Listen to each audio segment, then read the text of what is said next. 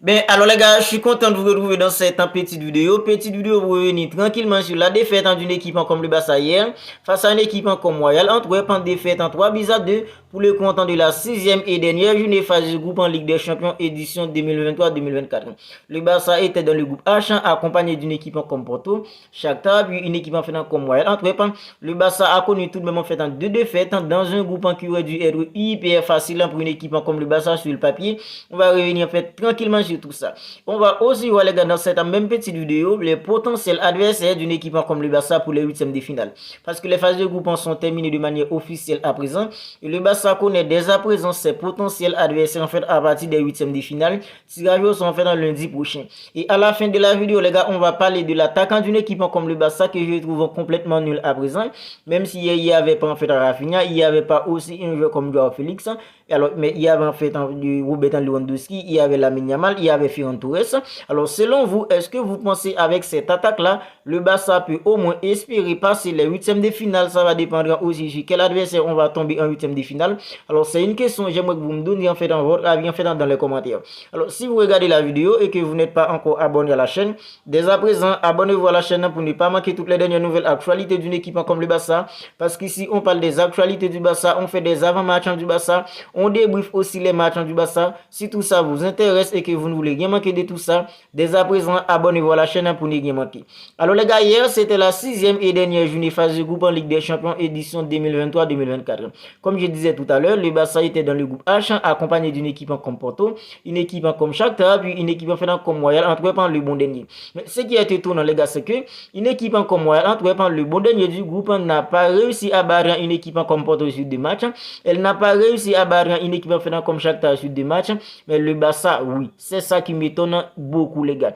Une équipe comme moi, Antwerp qui est le bon dernier du groupe, n'a pas réussi à gagner une équipe comme Porto sur deux matchs, elle n'a pas réussi à gagner une équipe faisant comme Shakhtar sur deux matchs, mais elle a tout de même réussi à battre une équipe comme le Barça sur deux matchs. Tant que le Barça en fait n'est pas en fait en forme à présent. Moi je me suis dit, si le Barça était dans un groupe en fait beaucoup plus élevé, est-ce que le Barça serait qualifié pour les huitièmes de finale? Est-ce que selon vous, avec ce Barça là dans un groupe hyper facile comme ça, nous après le tirage au sort, on pensait tous que le Barça allait faire en fait en 18 sur 18, mais le Barça a connu tout de même en fait en deux défaites dans ce groupe. Est-ce que selon vous, vous pensez que si le Barça se retrouvait dans un groupe avec des équipes en fait beaucoup plus coriaces, est-ce que vous pensez que ce Barça là allait en fait se qualifier pour les huitièmes de finale en fait de la Ligue des Champions? Alors les gars, pour beaucoup de gens, le match en dit en fait c'était un match en fait sans enjeu footballistique. Alors on est d'accord. Parce que le Barça était déjà qualifié mathématiquement. Alors le Barça était déjà assuré aussi de terminer premier en fait dans ce groupe. Parce que pour qu'en fait le Barça soit deuxième, il fallait qu'une équipe comme Shakhtar batte une équipe en fait comme Porto par en fait en 7 buts en fait dans 2 quarts. Alors ça allait être hyper compliqué pour une équipe en fait comme Shakhtar de battre une équipe comme Porto par 7 buts d'écart. Alors le Barça était déjà assuré de terminer premier en fait dans ce groupe. Mais les gars, économiquement parlant, ce match était important pour une équipe comme le Barça. Comme vous le savez déjà, chaque victoire en Ligue des Champions te rapporte tout simplement des sous. Et nous, à présent, en fait, on a besoin des sous pour la faire de Joao Cancelo à partir en fait, de l'été prochain. On a besoin des sous aussi pour la faire en fait, de Joao Félix. Parce qu'on est tous d'accord qu'une équipe comme l'Atlético Madrid en fait, n'allait pas nous lâcher en fait, pour nous prendre en fait, des millions, plusieurs millions même en fait, pour en fait, avoir définitivement un joueur comme en fait, Joao Félix. City l'a fait en fait, Joao Cancelo, ça va être beaucoup plus facile pour une équipe comme le Barça de le concrétiser que la fin fait de Joao Félix. Alors ce match a été important pour rapporter des sous. Mais les gars, Xavi Hernandez avec Oriol Romeu nous a coûté la victoire. Xavi Hernandez et Oriol Romeu en fait nous a coûté en fait des millions qui auraient pu nous en fait faciliter la tâche avec en fait Joao Félix et Joao Cancelo en fait l'été prochain. Parce que les gars, Joao en fait un joueur comme Oriol Romeu à présent c'est complètement nul. Quand je vous dis c'est vraiment un nul avec un N en fait en majuscule. Tant que Oriol Romeu il est nul, il est complètement nul devant la défense d'une équipe comme le Barça. Alors les gars, hier en fait on a tous vu comment Oriol Romeu nous a donné 2 buts, une passe en fait d'Inaki Peña. Oriol Romeu il regarde en fait à gauche, il regarde à droite, mais il était tout simplement incapable de mettre le pied sur le ballon. Alors il a fait une passe en fait de n'importe quoi. En fait, 20 millions était là, il a fusillé tout simplement en fait Inaki Peña. Deuxième but en fait, il a reçu le ballon, il a eu en fait dans tout son temps les gars en fait pour faire la passe à un autre joueur, mais il attend que l'adversaire en fait arrive en fait pour lui prendre le ballon, puis en fait fusiller encore une fois en fait Inaki Peña Franchement, Aurel Romeo, on est tous fatigués avec lui, mais c'est aussi la complicité d'un entraîneur comme Xavi Hernandez qui fait toujours des choix en fait pas croyables, parce qu'en fait Xavi Hernandez aurait déjà dû savoir qu'Aurel Romeo avec lui, c'est toujours compliqué quand en fait Aurel Romeo est sur les terrains. Depuis en fait en septembre, Aurel Romeo, il est complètement nul. À chaque fois qu'il joue, il arrive toujours à nous compliquer la vie. Ça, c'était aussi la complicité de Xavi Hernandez en fait qui l'a mis sur le terrain. Alors les gars, les potentiels adversaires d'une équipe comme le Barça pour les huitièmes de finale à présent, c'est Copenhague, c'est PSV Eindhoven, Napoli, Inter Milan, Lazio de Rome, Paris Saint-Germain, puis une équipe en fait comme Leipzig. Les gars, il y a 4 équipes les gars en fait que j'aimerais pas que le Barça tombe sur et en fait dans cette en fait huitième de finale de la Ligue des Champions. Il y a une équipe en fait comme Inter Milan, c'est une équipe hyper coriace les gars. Les équipes italiennes sont des équipes hyper coriaces. Il y a en fait une équipe en fait comme Leipzig, c'est l'une des équipes en fait que j'aimerais que le Barça évite en huitième de finale. Il y a aussi le Paris Saint-Germain. C'est vrai, le Paris Saint-Germain pour l'instant c'est pas une équipe en fait hyper forte, c'est pas une équipe en fait qui est en fait à un niveau en fait extraordinaire, mais ça reste tout de même le Paris Saint-Germain avec un Kylian Mbappé qui peut tout simplement se transformer à tout moment. Franchement, les gars, j'aimerais que le Barça évite des équipes comme PSV Eindhoven, pas PSV Eindhoven, pardon, des équipes comme Leipzig, des équipes comme le Paris Saint-Germain, des équipes comme Inter Milan, encore moins une équipe comme Napoli. Alors, moi, en fait, alors, l'équipe que j'aimerais que le Barça retrouve, les gars, c'est des équipes comme Copenhague, PSG, en fait, ce sont ces deux équipes-là, en fait, que j'aimerais que le Barça retrouve en huitième de finale.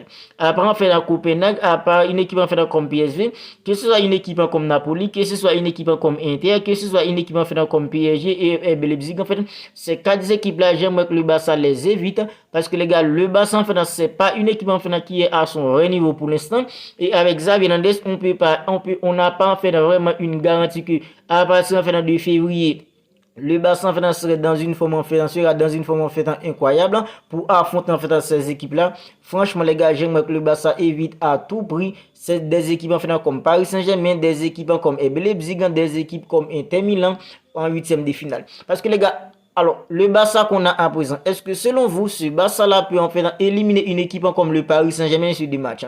Est-ce que selon vous, ce Barça, le Barça qu'on regarde à présent, est-ce que selon vous, vous pensez que ce Barça-là peut éliminer une équipe comme Leipzig? Leipzig, c'est l'une des équipes en fait la plus compliquée en fait.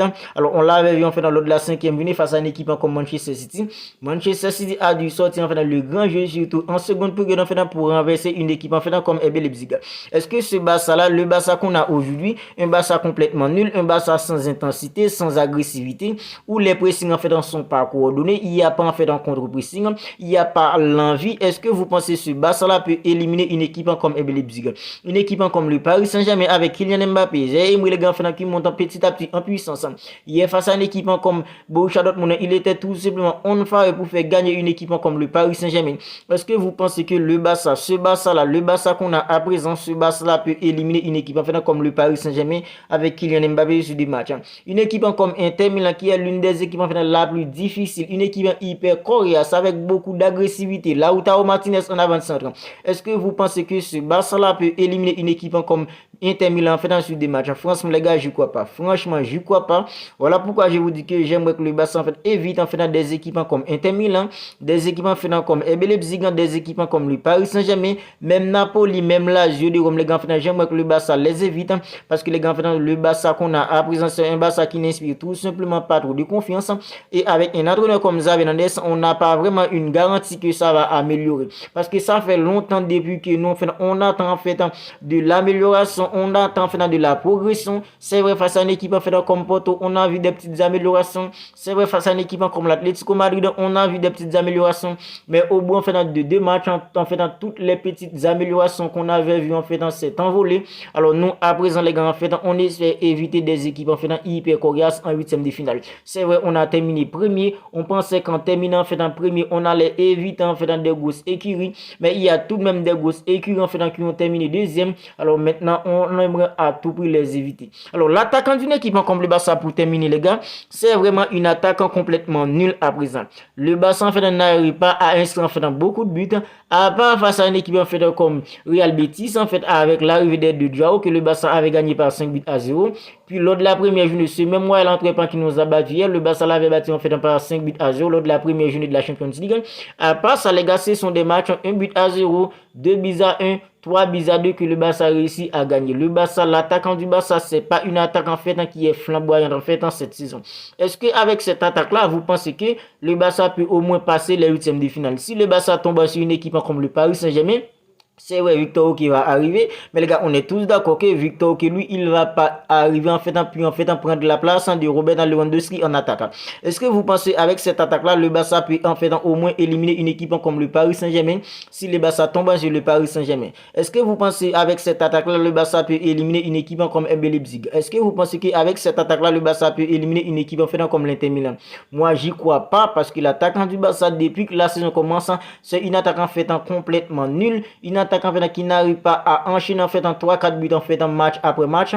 Franchement, moi personnellement les gars, je suis hyper inquiet pour la suite du Barça en fait en Ligue des Champions. Si le Barça tombe sur une équipe comme PSV, Copenhague en fait, on frottera tout simplement la main parce que ces deux équipes là, je pense que ce sont des équipes que le Barça peut tout simplement réussir à se défaire facilement. Mais les gars, à part ça, si le Barça tombe sur l'Inter, si le Barça tombe en fait sur des équipes comme le Paris Saint-Germain, et bien Leipzig en fait Inter Milan, ça va être hyper compliqué. Dis-moi dans les commentaires ce que vous en pensez de tout ça. Ben voilà.